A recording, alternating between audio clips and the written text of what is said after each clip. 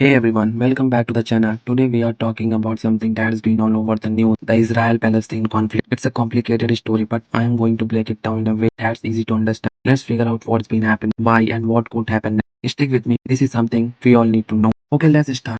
Regarding the recent fighting. On October 7, 2023, a militant group called Hamas, which controls Gaza, launched a surprise attack on Israel. Thousands of rockets were fired, and Hamas fighters crossed the border, attacking towns and taking hostages. It was horrifying. Over 1,400 people were killed in Israel, and it completely shocked the world. But here's the thing, this didn't come out of nowhere. For years, Palestinians in Gaza and the West Bank have been living under Israeli control.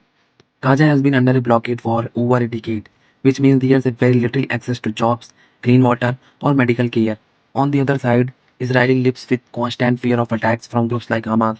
It's a cycle of frustration, fear, and violence. We have to look back a bit. After World War II, the land of Eretz now Israel has declared a homeland for Jewish people, but Palestinians were already living there, and many were forced to leave. Over the decades, there have been wars, peace agreements, failed negotiations. These tensions have never really gone away. The recent war was been devastating, especially for Gaza. Over 15,000 people have been killed, including many children, homes, hospitals, and schools have been destroyed. People are running out of food, water, and basic supplies. It's a humanitarian crisis. In Israel, the impact has been different, but still tragic. The initial attack by Hamas left people terrified. Families lost loved ones, and many are still searching for missing relatives. Rocket attacks have made everyday life feel unsafe. Both sides are suffering in ways most of us can't even imagine. So where are we now? After weeks of fighting, there has been a ceasefire.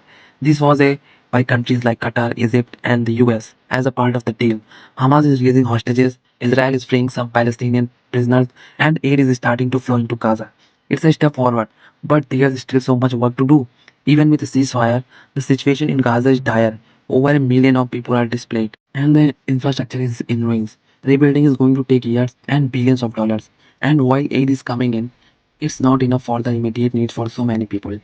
So what happens next? Honestly, it's hard to say. The Israel-Palestine conflict isn't just about land or politics. It's about decades of pain and mistrust. Resolving this will take more than ceasefire. It will take serious efforts to address to roots issues like security for Israelis and freedom for Palestinians. But here's the thing, there's always a hope. The ceasefire is a small but important step. If both sides can keep talking, maybe we will see more progress. After all, everyone deserves to live in peace and right? At the end of the day, this isn't just about politics, it's about people, families, kids, and everyday folks who just want a normal life. And that's something we can all relate to. The more we understand and care, the better chance we have supporting the real change. Thanks for watching. If you learned something today, give this video a thumbs up and share it with someone else. Let's keep the conversation going in the comments. What do you think needs to happen in being praised? I love to your thoughts. And don't forget to subscribe for more videos like this. Stay informed, stay curious, and I will see you next time. Take care.